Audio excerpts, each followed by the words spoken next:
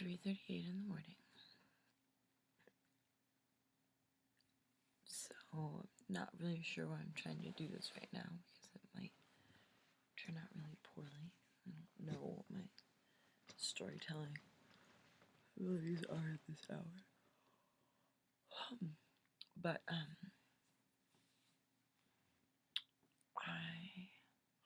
wanted to tell a story. Not like a particularly sad one or anything like that, but I think it's important or at least interesting. I started dancing in New Orleans when I was 19. And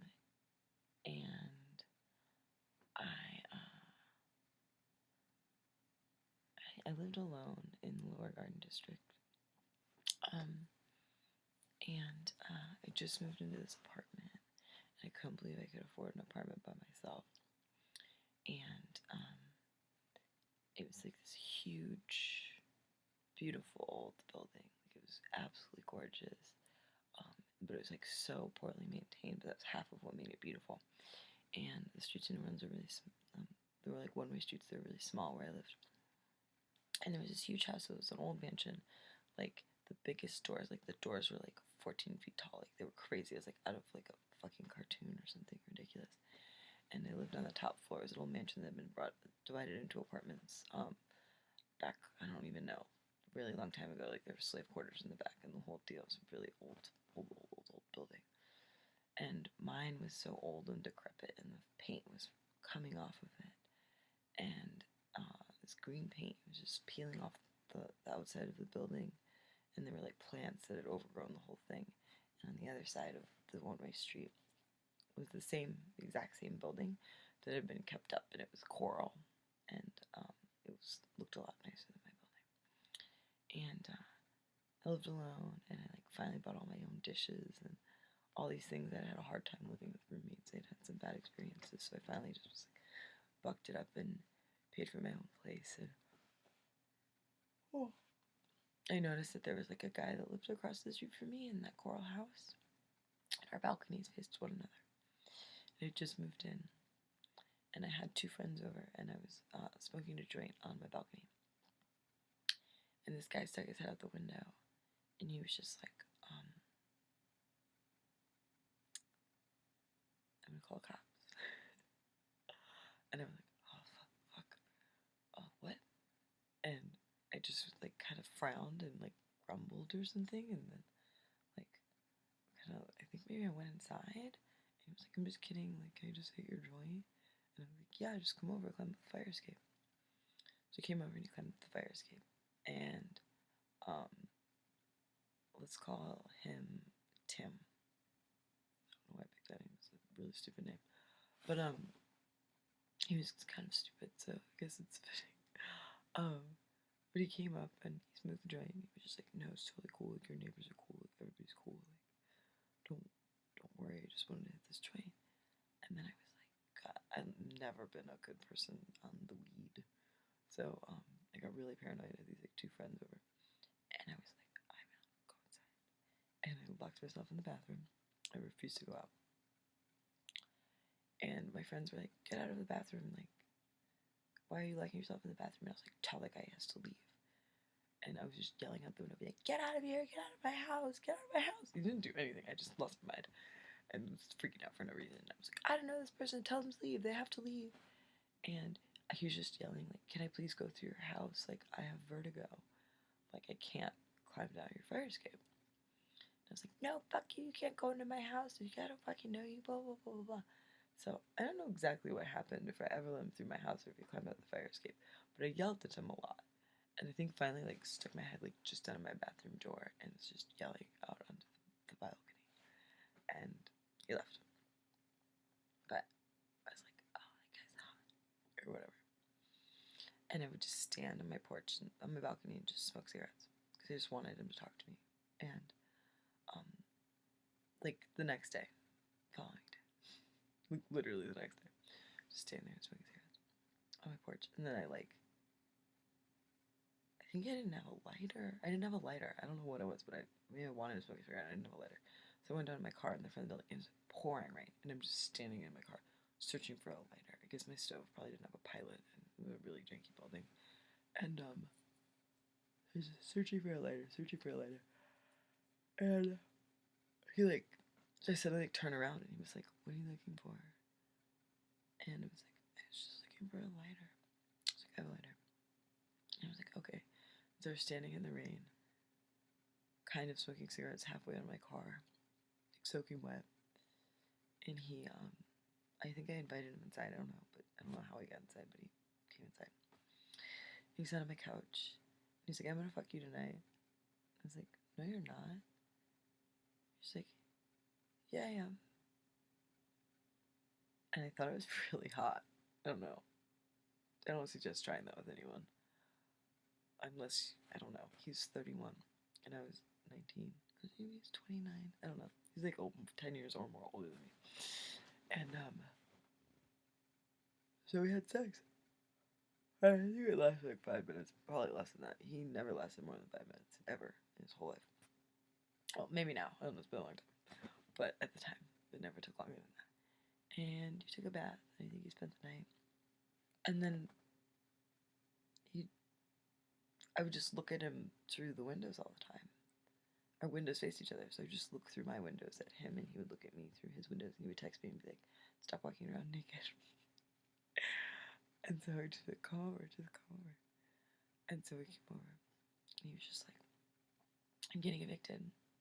Like, I lived here in this building for 10 years, and I'm getting evicted." And I was like, "That's awful." He's like, "I don't have any money. Like, I don't."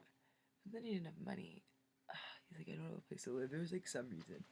Couldn't find a place to live in that period of time. He didn't want to leave the neighborhood. It was something like that. And so I was like, "Okay, just move in with me." He's like, "Okay." And I mean, I don't remember the discussion, but he decided he was going to move in with me. So, I'd known him for maybe a week. And he moved in with me. And he was my boyfriend. And I helped him move out. And he was just like, "I'm going to get some Coke. So I can just like power through this." I was like, "Oh, totally, yeah, like that makes sense." And so he comes back, he's like, "Oh, I couldn't get any Coke, I could just get this." And it was like crack. And I was like, "Oh, no judgment. Like, I mean, I understand, like, go for it, but like I'm not gonna fuck with it. I don't fuck with it. But I won't judge you." So he put it in a bong, he smoked it, and then moved out of his apartment. And like moved a lot, did a lot of the stuff, and then a couple hours passed, and he's like, "I'm gonna go get some Coke." And I was like, "Okay." And so he comes back, and he was just like, "Okay, yeah, I got some Coke." I was like, "Well, why are you gonna smoke it? Why would you smoke Coke?" He was like, "Oh, my nose is really fucked up." And I'm thinking from doing too much Coke, which makes sense because I used to do a ton of Coke when I was like 18, 19, and my nose was really fucked up too. Like, I didn't have like a deviated system, but there's something crazy going on in there. And so like, "Oh, that makes sense. I understand." And I knew that you could freebase things, and I didn't know what that meant, but I knew that it was a smoking thing. And so he was just like, "Do you want some?" I was like, "No, I told you, like, I don't want to smoke crack, but I don't care if you do." And she's like, "No, no, no, this is Coke, yeah. Did I ever tell the story? The part I'm tired. I told you I was tired." Anyways, he's like, "Smoke it, it's just Coke." I'm like, "Oh, okay, I'll smoke it." So I smoke it. Whatever. He was in with me. And we just started smoking Coke all the time. Smoking Coke. And it was crazy.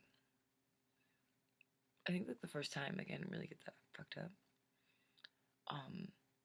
But I remember like one time really distinctly. This is a long time ago. My memory's not that great, so I can't remember all the details in the ways that I wish I would. You just remember like those moments that are like sort of definitive in this way. And so we were both obsessed with Bjork. I'm still obsessed with Bjork, and he we would play a lot of Bjork and smoke crack, coke, and I remember the first time I got really, really, really high, and I just took all my clothes off. It was really hard for me to be naked in front of other people at the time, like to the point it was like a problem. Like especially between us, like if we would have sex, like if I had one ingrown hair, I would freak out. I wouldn't get naked. If and then after we would have sex, I would cover up my body and I would run away. And if I hadn't shaved that day, I would refuse to let him touch me, like anything. Like I would have to like go and I'd be like, I'm sorry, I have to take a shower before we do anything. He would get really mad, obviously, because he was like a fucking. I mean, I don't know if he was a man, but like he was supposed to be a man. He was 29, 31, somewhere in that range. And so, like, for any person of this age, it's really annoying to deal with a 19-year-old girl's insecurities, of course. But anyway, the first time we got really high, I just took all my clothes off and I just laid on the couch. And I listened to Bjork. And I, like, felt myself just, like, lift out of my body. And it was such a crazy feeling that I just remember feeling like it lifting out of my body. It's just the best way I could describe it. And everything was just like so perfect. And then it wasn't. Then it felt like I was dying. Like the thing about crack is like it doesn't last like long at all. Like the second you take a big bong rip, and then you hold it in as long as you can, and you let it out, and you're really high. And then the next person hits the bong, and they do that, and it's like the second you take your next breath, you just need another hit. You just like need it because you already feel like less high 15 seconds later. And so you're just like, I need that. Get back to me. And so I got really like I just kept. I guess everybody says you're chasing that first high, so this was kind of like my first really intense high from that. And so it kind of lasted for a minute, or what felt like a while, maybe 15 minutes. And really high, and it felt like I was high for a while, and then I came down. It's so hard. I thought I would die. Like I just remember feeling like my heart was going to explode, and I felt like my whole body was shutting down slowly. Like when you turn off like a big truck you've been driving for a while, and the engine's still going for like a while, and it's just like slowly shutting down completely, even though it's already off. It was like that feeling, like slowly, like every part of my body was like slowly shutting down until I would die. And I don't remember resolving that feeling or what that was like, just feeling terrible and doing it all the time after that, chasing like that first feeling of like being naked and like so comfortable and like feeling so free and listening to Björk. still have that feeling, so it's fine. Oh, everything's good now. But anyway, so I've mentioned something to my friend with like a lot of drug problems. And like, yeah, I just haven't been eating that much lately. I've just been like hitting that pipe. She's like, what pipe? I was like, oh, just coke. She's like, are you smoking coke? Yeah, like every day, like 3 weeks now. She was just like, you can't smoke coke. I was like, yeah, you can. And like I've been doing it. Like obviously you can. She's like, is there still wool involved? And I was like, yeah. She's like, you've been smoking crack. I was like, what? And I don't know if I knew. Like part of me feels like I probably knew, and like didn't want to admit it to myself, or like I don't know. But I like came home that day, and he was so crazy. Like he was the guy, Tim. Was like so batshit crazy because he was like a crackhead. Like I would come home, I'd like loan in my car, and I'd come home and like my car would be like detailed with a toothbrush. And I'd be like, thanks so much, you're so sweet, thanks. And he was so weird. And I came home and was like, what the fuck? I've been smoking crack. He was just like, I thought you knew. I was like, no, you told me it was coke. He was like, well, I thought you knew. I was like, well, whatever. I've been doing it every day, so I might as well do it. My skin was so bad, and it used to be so beautiful, and I feel like it never completely got better. Like it's just like triggered something in me genetically. It's like this is what you get when you smoke crack. You have cystic acne for the next fucking 10 years. But anyway, like, my skin was so bad, I didn't want to go in public at all. And I didn't have any friends. I just spent all my time with him. And he was really weird. He didn't work at all. He had like a American Express like Gold card, which I thought was like fancy. I don't know if it is, but it seemed like it was. And he didn't work. And I would be like, "What do you do? How do you have all this money?" He's like, I don't know. I gave my money to this guy named, let's call him Cam, right? I gave my money to this guy named Cam, and he invested it in something illegal, and I don't know what it is, and I don't want to know because I just have enough money to live off of, and it's fine, and I don't want to know anything about it. So, okay. And we go over to this guy's Cam's house, and we would smoke crack with him, and he was so wealthy. He had a gigantic house uptown. We were only allowed to go over when his wife wasn't home, and he was probably 65 years old, and he was in a wheelchair, couldn't walk.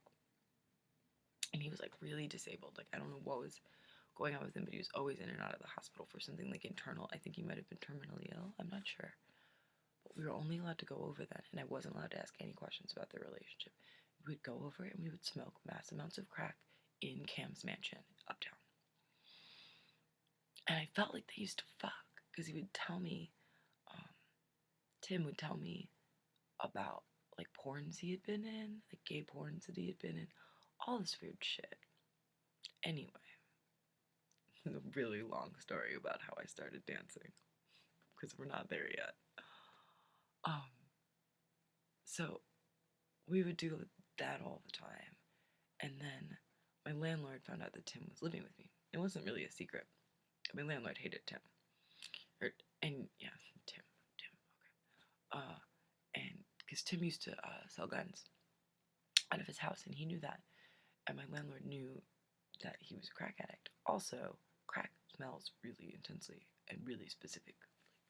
There's a really specific smell, like burning plastic, but like when you smell crack, even though it smells like burning plastic, it still just smells like crack. That's the closest thing you can relate it to. It's like a really, like, I don't know, there's something about the smell that like kind of gets in your like nasal passages and like burns. It's like a really strong, like you just smell it in the air. It like feels like it fucking seeps into the walls, like. And so my landlord knew, and my landlord was a pervert, and he was a creep, and he was violent. I was really scared of him. He was the kind of guy, like, I knew stories that, like, if you did not pay your rent by 5 p.m. on the 1st, he would be at your door at 7 a.m. with a baseball bat. Like, legit. And that was really scary. He also would go into my apartment when I wasn't home and things would be moved around. Like, I remember one time I found, like, ketchup on my floor. I don't eat things with ketchup. Not in my house, at least. And it was just things that were wrong. My underwear would be in weird places, and he was like totally a pervert. And he was like this big Hispanic dude, like big fat guy, and he lived below me. And he was like, "I'm gonna evict you," and I was like, "You can't evict me based on the company that I keep." Like, you know, he's like, "Tim sells guns," and I was like, "Well, Tim doesn't sell guns anymore," and fuck you, you know, whatever. Like, but I was so scared of him, and they hated each other, but like what were they gonna do? I don't think anyone wanted to call the police. I know my landlord like did mad illegal shit in his apartment. He was really shady. And so it was really sad. Tim was like really shitty. I'd never had an orgasm. And so he would like fuck me for like a minute and be like, "What's the point? You're not a real woman. Like, this doesn't matter." And it just made me feel really bad. So I wound up spending like $400 on vibrators, like trying to have this orgasm for someone else. Even though I wanted to have one for me, but like that wasn't why I was trying to do it. I didn't enjoy sex at the time. I'd never enjoyed sex up to that time in my life. I just thought it was something that you were supposed to do, and I think I thought I enjoyed it, but like kind of knew I didn't. But long story short, I didn't have money for rent, and I was really scared of my landlord. So I told Tim, like, you know, there's always that feeling in New Orleans, or at least the feeling that I had of being like, well, if you're ever really broke, you fucking live in New Orleans. You can always go be a stripper. It's right there. Just show up, you know? And so I did. And my only criteria, screensaver just came up. My only criteria was I didn't want to work at a place that had pictures of naked girls on the outside because I thought it was really tacky. But like little do I know that actually all the clubs that have naked girls outside are like the most legit clubs to work for. Like all the like Hustler and Penthouse and Penthouse doesn't, but the chain clubs, and then you have like other clubs that don't have ones on the outside, which are like kind of like the locally owned ones, but those are always like the really sketchy ones. And I went to a bunch of different clubs, and it was just like they're like, "What? Where did you dance before?" And I was like, "I've never danced before." They were just like, "Come back when you've worked somewhere." Okay. And I was like so scared and like humiliated and like, but I don't. It's hard to really know how I felt, but I feel like I didn't. I feel like I didn't need to dance. I feel like I just wanted attention. I feel like I just wanted to feel sorry for myself. I still feel like I was never really a crack addict, but I was smoking crack every day. I spent all my money on it. That was why I didn't have rent. So I was living off loans for school. And so I started dancing. I'm like, Tim would be like, please don't go. Like, I'll give you the money. Like, what do you need? My rent was only $575 to live alone, which was pretty cheap. Even though New Orleans is like notoriously cheap, living alone, $575 is pretty good, I think. I was like, I'll give you the money. Like, what do you need? And I was like, no, this is what I'm gonna do. And I started dancing, but I hated it. Like, I would go and I wouldn't talk to anyone. I started working at this one place, and I didn't know it was a whorehouse. And I remember like they didn't make me audition. I think that's why I worked there because I was so scared of auditioning. And they were just like, okay, like it's your turn. I don't even remember what name I first started going by. I think it was Mila, which was a stupid name. No one. You gotta pick an easy name because people are dumb. You definitely can't take anything complicated. But they were just like, okay, can I say it's your turn? And I just was like, can I just have a shot? And they were like, yeah. And they gave me a shot of whiskey. And I got on stage. I had no idea what I was doing. Probably, definitely, 100% looked. It's really dumb. And then I got off and it was fine, but I wouldn't talk to anybody. I didn't know what to do. I didn't know how to give a lap dance. I don't remember my first lap dance or what I did or how I gave it. But I would leave every day with less than $100. And there were like no house fees. I'd get there like 6 p.m. so I didn't even have to pay a house fee. I would leave every day with less than $100. I would go to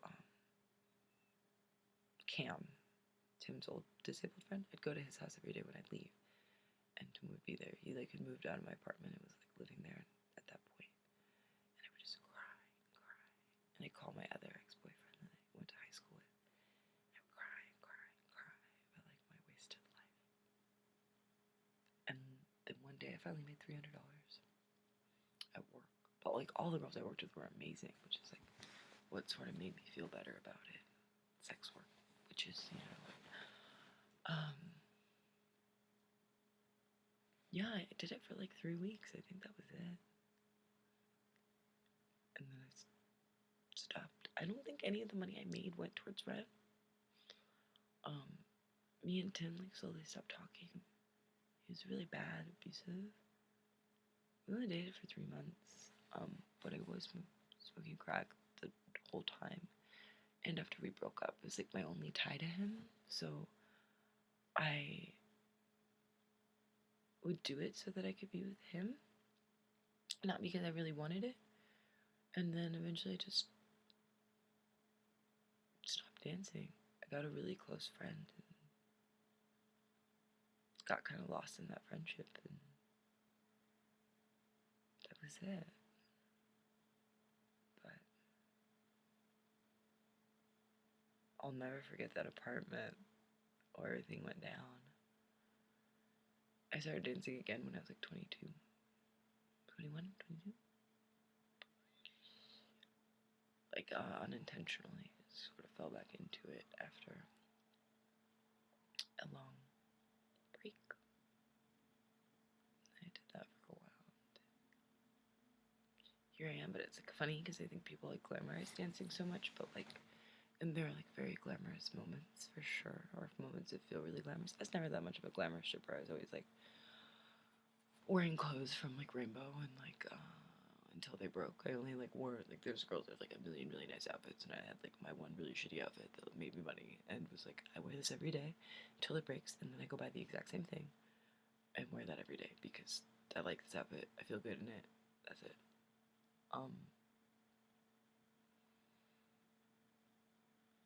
But yeah, I don't really encourage anyone to go into dancing. Not that I had a bad time. Just because I wouldn't, because you have to be really strong to do it. Or at least if you do it for any prolonged period of time, like I think in the short term, I mean by the short term I mean like a couple months, I think it's fine. But I think in the long term, like you start developing like real problems, and you have to be really strong for them. Like not that like every job has problems, and like I loved dancing. I felt like I never worked a day in my life, but there are definitely like with anything like you nail patterns in your head, and you're dealing with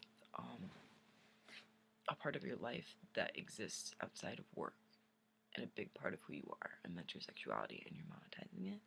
So if you make a lot of money, you're like, I'm so hot, I can control anyone with my sexuality. This is how I felt. At least I can't speak for everybody, obviously.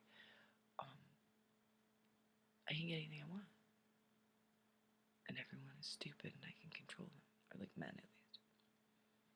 And if you don't make any money, the first night it's like fine, you're like, everybody's bad nights. Then you have a bad week, and then a bad week turns into a bad month because it just keeps perpetuating itself. Because then you go into work, you're like, well, I've been making money, like not attractive apparently, and then it turns into I'm fat, I'm ugly,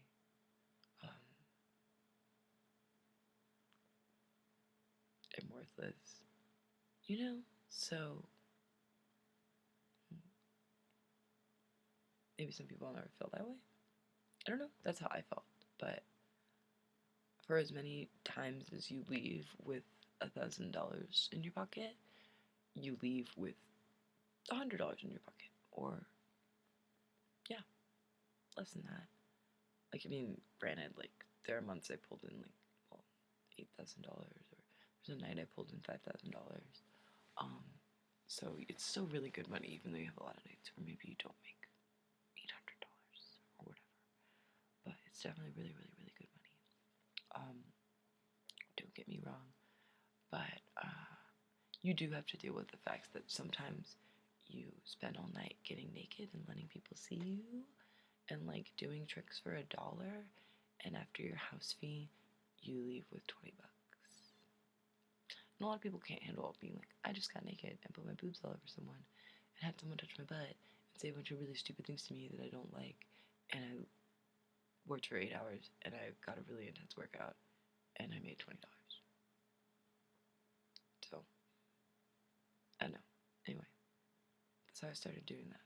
A lot of people ask me that question. So, that's how I became a